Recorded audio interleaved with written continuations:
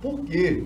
Que hospitais de porteira aberta recebem menos verba do governo do estado do que o Delfim Aziz. E ali, eu fui ver umas denúncias que eu fiz no passado, chega a ser 154% a mais no valor para o Delfina do que para o 28, do Platão Araújo, o gigante da Zona Leste, enfim. Olha, Alex, essa questão do Delfim Aziz, eu tenho falado muito, tenho ido lá no Delfina, é um grande absurdo, é um grande crime que se faz com a saúde pública e é um grande crime que se faz com as pessoas. É um hospital que mais consome recursos, porque são dois grandes contratos que tem ali. Um, que é uma OS que gerencia a área médica, de enfermagem pessoal, e a outra que é da PPP, que tem a parte de manutenção, exames e etc. Esse hospital, ele consome mais de 300 milhões ano. E, infelizmente, produz muito pouco. Ele é muito subutilizado. Há mais de 2 anos, ou em torno de 2 anos, o pronto-socorro, que atendia principalmente ali a zona norte da cidade de Manaus, está fechado. O centro cirúrgico, que tem 11 salas cirúrgicas, passou por muito tempo fechado. Em virtude da pandemia, sim, mas poderia estar fazendo e dividindo, porque as outras doenças também, o paciente precisava fazer vesícula, precisava fazer hérnia, precisava fazer esterectomia, precisava fazer tantas outras cirurgias, e eles simplesmente fecharam e tornou-se um hospital que não é de porta aberta, né? E isso trouxe um grande acúmulo de pacientes para a UPA Campos Sales, né? Para a UPA Campos Sales. Aquele hospital é um hospital que é parte das soluções dos problemas da saúde no Amazonas, porque ele tem estrutura, é um bom hospital.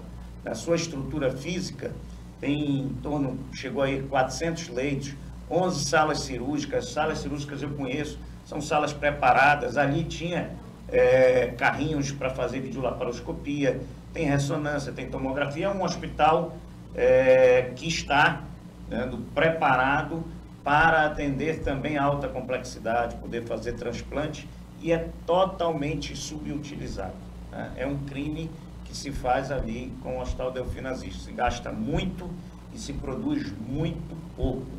Tá? Então é preciso mudar isso, né? O SOS não está trazendo os resultados esperados e produzir. No contrato inicial da OS, salvo engano, falavam-se em 118 cirurgias gerais por mês. Por mês. Com 11 salas. Com 11 salas. Se você fizesse com muita, assim, com até tranquilidade, com 11 salas, você faria isso em 2 dias. Você faria isso em 2 dias. Então, é um hospital subutilizado, que gasta muito mal, né? E ele sem dúvida nenhuma, um hospital que tem uma boa estrutura, que pode ser parte das soluções, principalmente para as cirurgias, e você diminuir essas filas quilométricas. Porque quando a gente fala de saúde, isso aí não pode se brincar, não pode brincar. Eu sempre digo, quando a gente tem um problema de saúde, com a gente, com a nossa família, mesmo você tendo condições de buscar o melhor tratamento, ele é tão sofrido, ele é tão doído, não só para o paciente, mas para a família inteira. Aí você imagina a pessoa que não tem condições, que tem que ir para uma fila no SECOM, esperar 6 meses para fazer o primeiro atendimento, para depois fazer a biópsia, e como fica a cabeça da família e das pessoas, que o tempo é extremamente prejudicial. Então, o Delfim Aziz é um grande crime que se faz com a saúde pública do Amazonas. O senhor acha que seria importante, no caso aí, nesse caso, entrar com a participação de uma ajuda também terapêutica, no caso, psicólogos, para ajudar a família? Sem dúvida, sem dúvida. Eu acho que essa área também da saúde mental, né? A saúde mental, ela é um grave problema também aqui. Não tem um hospital de saúde. O único hospital que tinha está abandonado, que Eduardo Ribeiro. Eduardo Ribeiro. Eu conheço o Hospital Eduardo Ribeiro. Tá? Eu fui lá e é chocante. É chocante. O o Hospital Eduardo Ribeiro. É uma prática que não utiliza-se mais, mas, no entanto, você tem que reestruturar os CAPs e você tem a urgência, né? A urgência que tem que ser atendido. Tem que ter um hospital ali para urgência, e não tem hoje na cidade. Sim, a urgência, e quando o paciente psiquiátrico, ele tem um problema psiquiátrico, mas ele tem outros problemas também de saúde. Então, muitas vezes ele tem um surto, mas descompensa um diabetes, aí vai no negócio, não tem um laboratório, não tem um médico clínico para fazer o cuidado da saúde dele como... O próprio surto também, a gente teve casos aqui de um rapaz que teve um surto e matou o pai e a mãe. Por exemplo, e a única coisa que a família pode fazer quando eles estão com surto é amarrar, até a contenção que é feita lá era feita com atadura, não era nem... Assim, essa questão da saúde mental, a gente precisa reestruturar os CAPs, precisa aumentar o número de consultas de terapias alternativas. Depois da Covid, isso aumentou também muito. Os casos de depressão, sim, casos de ansiedade. pânico. Então, esse é um mal. Profissionais da saúde. Esse é o mal do século. Não se pode negligenciar isso, porque isso interfere diretamente na vida produtiva e na vida de todos, da família.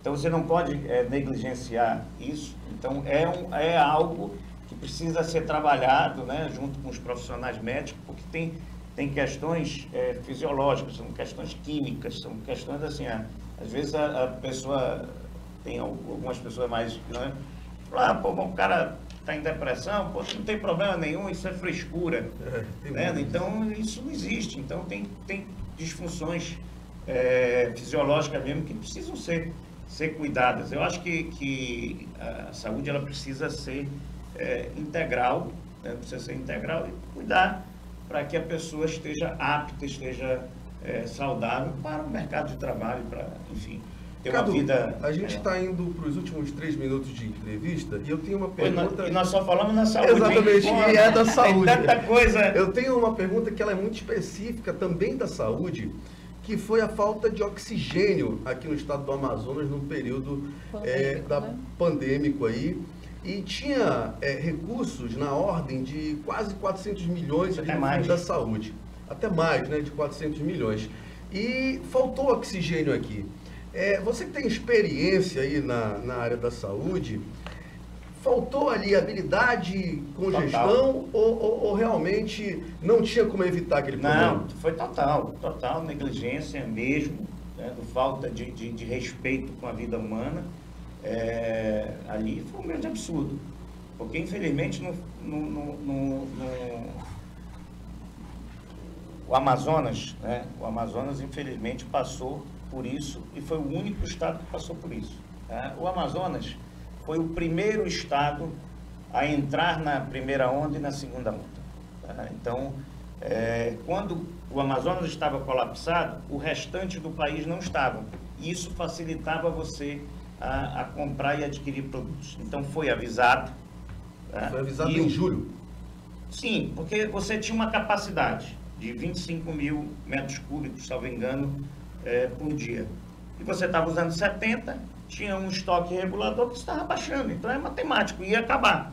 Tá? Isso foi ajudado e nada foi feito. Né? E isso foi um grande crime contra a vida das pessoas. Porque ali o mais importante que o cidadão estava precisando era de oxigênio. Sim. Então, infelizmente também faltou oxigênio, mas faltou também remédios, faltou profissional, faltou leite, foi um caos. Foi um caos conhecido no mundo inteiro. Lá em Parintins faltou sedativo. Sim, então foi um verdadeiro caos que aconteceu aqui. E o Estado tinha recursos e condições de ir em Porto Velho buscar, em Belém buscar. Aqui do lado. Quando chegou da Venezuela, quando teve o problema, veio de todos os lugares. Os hospitais particulares, eles foram avisados, isso foi um grande problema, porque nós estávamos preocupados, mas nós não tínhamos a informação. E o hospital particular foi avisado 11 horas da noite do dia anterior que eles não iriam fazer. E ali bateu um terror na gente. O que nós fizemos? Né?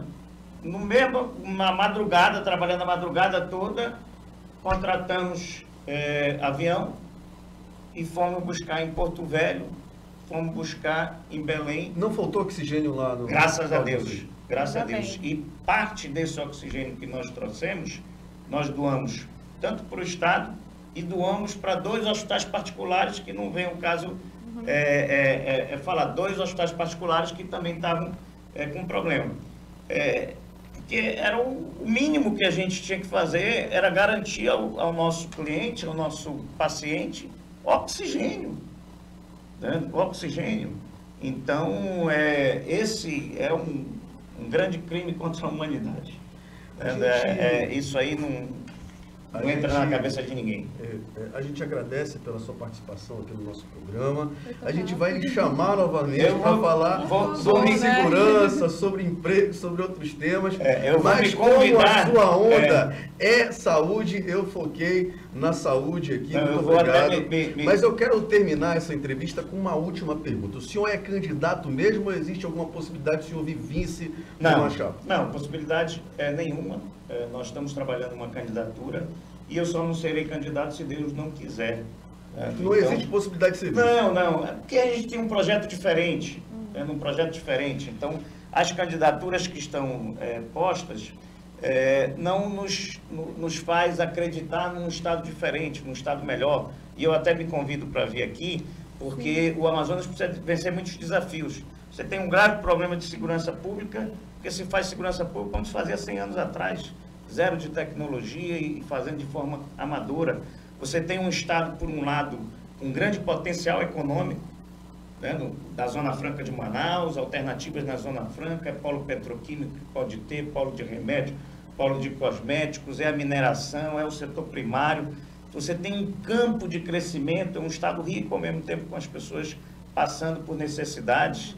Você tem problemas graves de infraestrutura que diminuem a nossa competitividade. Então, o Amazonas tem muitos desafios, tem condições de vencer esses desafios. E eu não vejo candidaturas que tenham uma visão de desenvolvimento no estado do Amazonas, uma visão de futuro, uma visão que venha a melhorar efetivamente a vida das pessoas. Então, por esse motivo, eu não irei serviço, ou não irei estar numa outra. Nós vamos permanecer, vamos colocar de forma muito clara as nossas ideias, as nossas propostas, o que nós pretendemos para o Estado, e na democracia a população é soberana. Ela vai escolher. O que ela escolher, eu vou acatar e vou aceitar, né, como cidadão. Se ela me der a honra e a missão de fazer um Estado muito melhor, e eu tenho certeza que é possível fazer um Estado melhor, então vamos fazer. Se não for nesse momento, ótimo, eu continuo trabalhando, vou continuar fazendo as nossas ações sociais, independente de política. Enfim, eu tenho 46 anos, já vivi um bocado na minha vida, comecei a trabalhar com 16 anos, trabalhando duro, passando por muitos problemas, muitas dificuldades, como todo empresário, como todo brasileiro, e graças a Deus vencendo os desafios. Se Deus nos der essa missão nós iremos percorrer. Muito obrigado.